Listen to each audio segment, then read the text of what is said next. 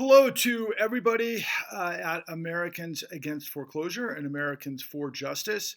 My name is Patrick Lovell, and I'm recording this message on Thursday, June 1st, 2023 at 2:30 p.m. my time. And I want to first thank everyone who has invested in our tidal wave crusade to purge corruption, which of course dovetails and intersects exactly where all of you have found your misery in the courts in the cross section of insane corruption that we're all fighting. And, I've spoken to a few of you over the week and into last week, actually, and incredibly inspired by your stories. I've heard from one Mexican American woman in California who had her house stolen by the system. And she owned her house. And imagine the financial terrorism that comes with that.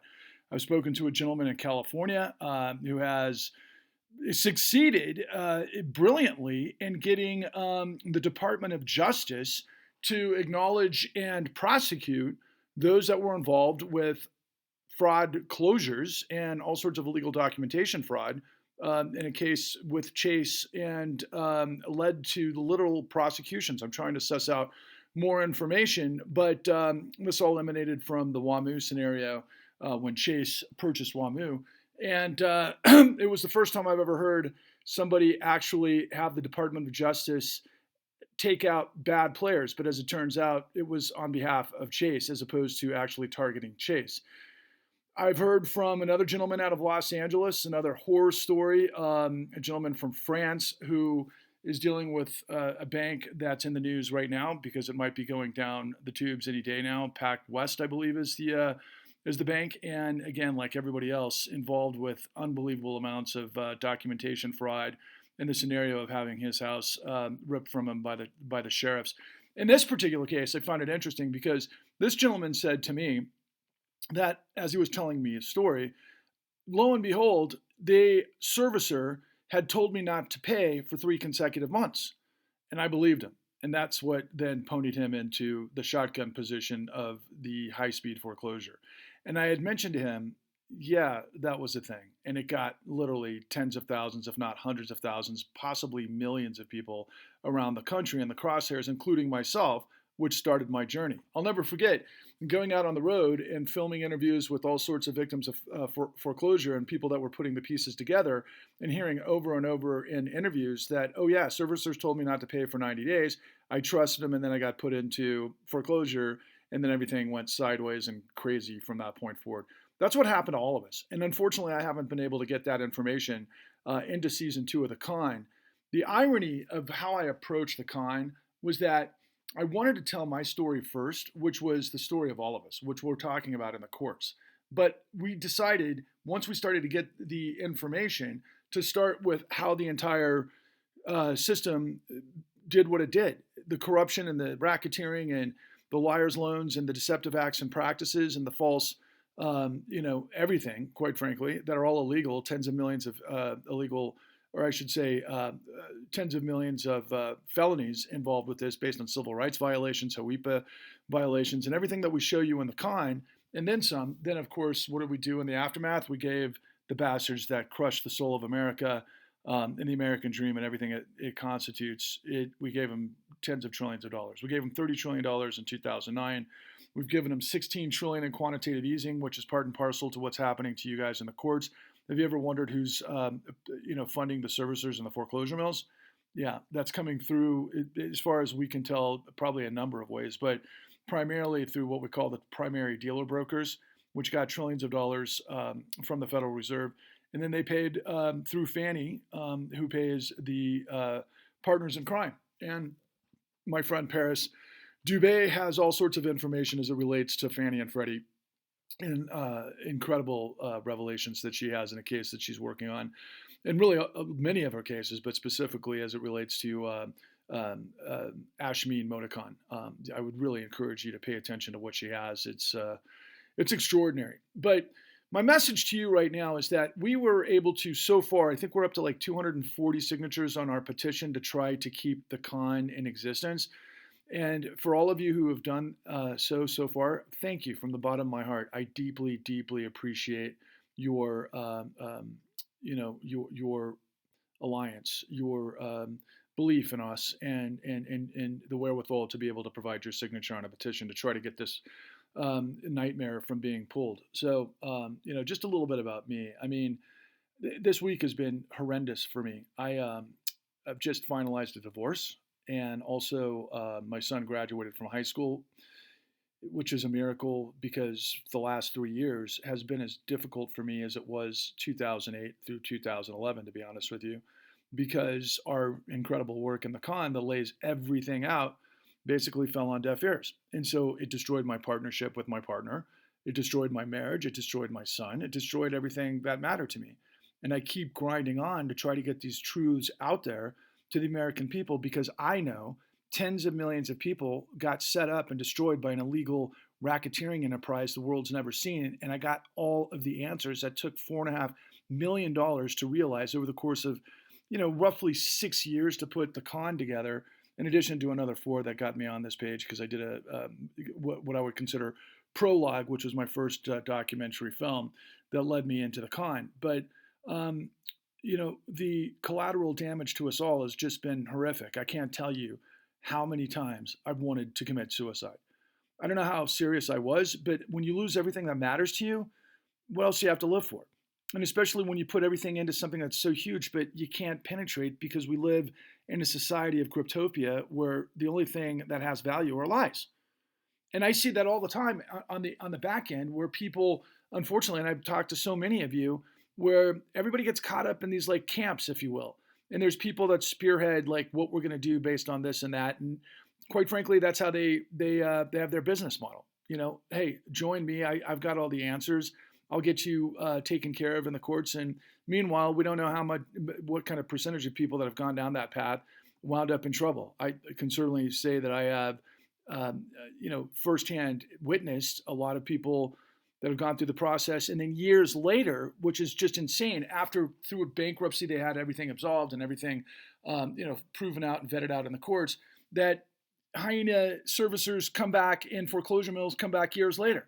And if they have the proximity and the wherewithal and partnerships with sheriff's offices, which they do in many counties around the United States, they'll just rip the house away from you if you let them. Right? I mean, we've seen different examples of that, Minnesota and California and so on and so forth.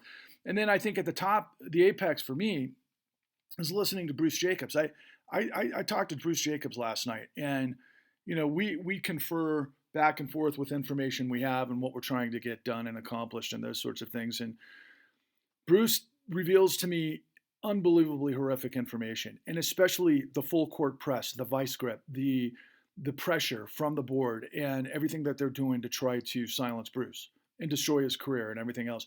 And he's been fighting for people like crazy to try to elevate, the revelations of these insane documentation fraud and how they operate. And he's laid his career on the line for it.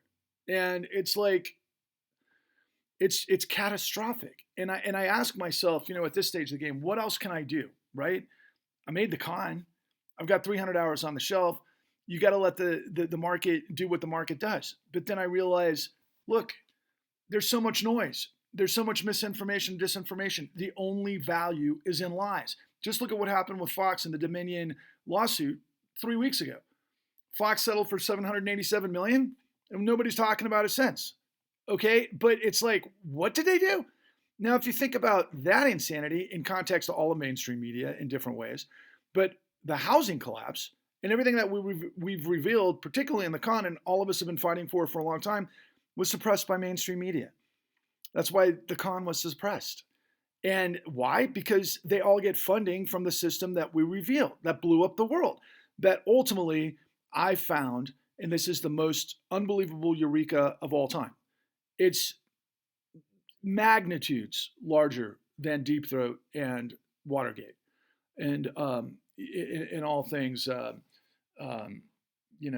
Woodward and Bernstein. I mean, this is hundreds of millions of people victimized, tens of trillions based on this mammoth racketeering that was involved with tens of millions of felonies that overwhelmed our system, overwhelmed the government, overwhelmed the markets, overwhelmed the judiciary, and they all played ball to clean it up.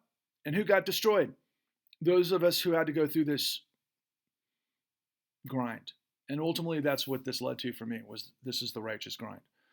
And so here I am a week after my last presentation to you guys, and I'm kind of in the same boat.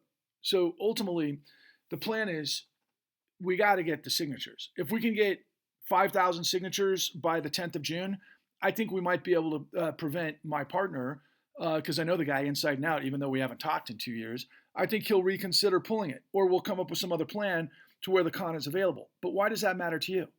Well, because the con is the only record that involves all of the evidence from the ground level through the entire system, all the way up to the C-suite executives that were whistleblowers, that were the most important whistleblowers in the story, that then led to basically truth sayers within the system itself, at the Department of Justice, the FBI, and the SEC, and then AGs around the country. And by the way, I found the only RICO conviction in the entire country that proves how this whole thing works. It's all right there. It legitimizes everything you folks are fighting against and fighting for. It's the only thing that, if it was elevated to the masses and people understood what was going on, and somehow we were able to rise the truth above the obfuscation and the noise of deception and lies from mainstream specifically, it's a cover-up. And the way that they prevent us from knowing the truth is they ignore it. And that's why we have the corruption that we do. But meanwhile, honestly, again, I have the evidence of how it all worked out in the Federal Reserve that ultimately led to $30 trillion being pushed through the system to make sure that you were foam on the runway for the crashing financial system. And that's why we did our protest at the Federal Reserve back in the beginning of November. And by the way, you ought to use that too. If you go to my YouTube page at Patrick Lovell Truth Bombs the Con, and if you click on live, there's an 11-hour filibuster that lays out all of the information. It includes everybody in the pipeline that can tell us the most important information. Everybody, literally, from the likes of Beth Jacobson and her incredible information as it relates to Wells Fargo and predation, and then up through Lori Noble, who was one of a main whistleblower with appraisers and what that represents, and then up through the food chain, through everything that we present that includes, the likes of Doug Boggs and his revelations out of California, which are incredible, Paris Dubé and Ashmi Motokhan at the Federal Reserve, and then, of course, the likes of John O'Brien and Jeff Thigpen from the Registry of Deeds, and then, of course, Bruce Jacobs and Lynn Sismoniak, and then others that were paramount. Like, I've got the lead business editor for the New York Times, a guy by the name of, God, it'll come to me in a second. Why am I blanking on his name? He wrote Towers of Secrecy, and he did all the deep dive stuff on Trump taxes and much more. Huge Pulitzer Prize winning guy that gives us all the inside scoop on a lot of cover up. And then ultimately, we had a guy by the name of, I don't know why I'm blanking. I got a lot of things in my mind. Art Wilmarth, who is the preeminent, and he was a Republican, by the way, attorney on financial fraud and grift and what they did at the FCIC than anybody in the country, and reveals to everything. And now today, by the way, two pieces of information you might be, tracking on is that Jamie Dimon was, subpoenaed, and he was under oath in the Epstein case based on the St. Thomas St. Croix DOJ that brought it to, Jed Rakoff in the Southern District of Manhattan, to basically show that Jamie Dimon was again involved with Epstein, meaning Chase was involved with Epstein. That's another version of this whole thing. What's that have to do with anything in terms of housing collapse and so forth? Quite frankly, everything, and I'll tell you why. Jamie Dimon, we have in the con, was responsible for doing the backdoor negotiations with Eric Holder that buried all this stuff. Of course, Chase paid a $13 billion fine, but that was off the heels of an incredible story by Matt Taibbi in Rolling Stone magazine featuring a whistleblower by the name of Elaine Fleischman, and she's the other side of the story. But the reason why Jamie Dimon is so ridiculous, outside of being the CEO of the largest bank in the United States and one of the biggest in the world, and the guy that Wall Street and the New York Times are all propping up as like this superhero, but as it turns out, he's a supervillain. He was involved with Sandy Weill to blow up Glass-Steagall to begin with. He was involved with predation back in the late 90s, and then he became the man in Chicago and then that morphed into city, and then ultimately he went back to Chicago, and that's where I think he had a hand in making sure that um, Obama was elevated to become president. To do what? To hide everything that took place, which also has some undercurrents and some intelligentsia and some really dark stuff, as has been revealed based on Bernie Madoff and their involvement with that unfortunate Ponzi scheme, which they claim is the largest Ponzi scheme in history, but it's nothing compared to what I'm revealing to you. The Bernie Madoff story is like what, 130 billion, I think it was. Maybe it was 150 billion. But what we're talking about was 600 to 800 trillion by 2006, 7, 8. And now, believe it or not, the notional derivatives value of derivatives right now is like double that, okay? And the problem never got fixed. We had a bunch of bank runs a couple of weeks ago, part and parcel to the whole thing with the Fed. This story never ends. And the only thing that's ever been done in history to reveal the entirety of this story in a way that involves the most credible people, the most important revelations and evidence is our work that took $4.5 million to create. And that equates to, if, let's say, 347,000 people invested $13, they'd match what we put into this, but we'd have a whole lot more people involved, which is what we've got to do. We've got to create a grassroots situation that elevates this. And that's why I'm asking you to consider investing $13 and to bring 13 other people into this. And the faster we get to, I think we're up to, well, let's just call it 1,200 more people as quickly as possible. If we can realize $19,900, then I can create a podcast. I can get the 501c4 done, or C3, depending on what we need to do with legal advice. And I have a crew that I can, create these podcasts. And if you want to see the type of podcast I've done in the past, please check out, just do a Google search on The Real Progressives, The New Untouchables. And you'll see a kind of a variety of what I've already done. And that's what I need to do next. And if we can do that, we can elevate a lot of your stories in context to many other things that I do. But the big picture is I want to take all of the evidence that I have on the shelves, on my drives that I can't actually create a project because there's no market for it right now. And I can assure you, nobody from Netflix to HBO to Hulu and everybody that's involved with the machine wants to tell the truth about how financing blew up the world and how Wall Street blew up the world and was a massive racketeering enterprise. Why? Because that's how they get their funding. It's insane, the collusion that is happening. And you all know it. The only chance that we have to elevate the truth above the noise is when millions of us come together.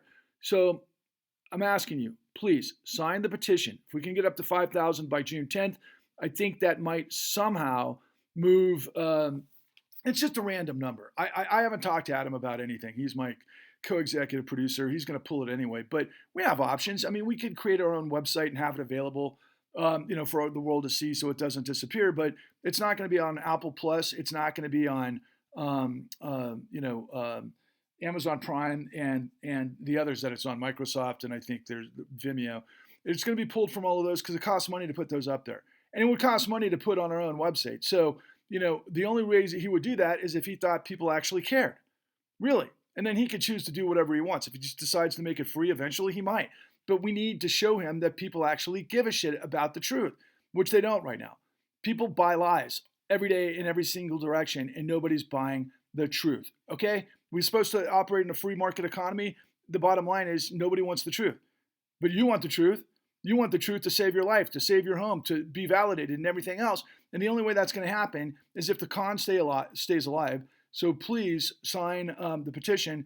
And then also, if you can, like many of your brethren in these organizations who've come to me, please invest $13. That's all I'm asking, in honor of the 13 original colonies that pulled off the American Revolution to give us the Bill of Rights and then ultimately the Constitution for separation of powers and the integrity of law to make us, a democracy. And many of you might say, well, we're a republic. Okay, but the bottom line is anything other than tyranny, anything other than the aristocracy, anything other than the oligarchy, anything other than the tyranny of, dictatorship and so forth, because the law has got to have value, just like the truth has got to have value. And guys, this is prolific. It's biblical. It's everything in between. It's the emperor's new clothes. It's not difficult when you understand the racketeering and you understand the evidence. But as many of you know as much as you know, None of you have put it on camera with everybody that from the FBI, the DOJ, the SEC, the top guys at Citi and Countrywide and so on and so forth. That's all on camera. That's all validated. And again, to finish up, the idea is that there's no way we could have gotten this out there publicly if we didn't cross our T's and dot our I's, because we would have been sued for libel because we named names like Jamie Dimon at Chase, for example, probably the most powerful financier and dirty financier in the country. And so we're up against it, guys. It's a sinking ship. It's the Titanic. But the only way we can be redeemed is if we elevate the truth above the madness of noise and lies. It's the only way. So thank you for listening. I appreciate your support thus far. I hope we can increase as quickly as possible and get this off the ground as quickly as possible. Time is running out of the hourglass. We're going to pull, not we, Adam is going to pull in our distributor from all of those places on June 30th. That's a month from now. It's the 1st of June. It's over. All of this is going to be whitewashed from history, Etch-a-Sketch. And everything I sacrificed my life for, that I sacrificed my family, my sanity, my belief in the American dream, everything that I hold dear, everything has been ripped from me.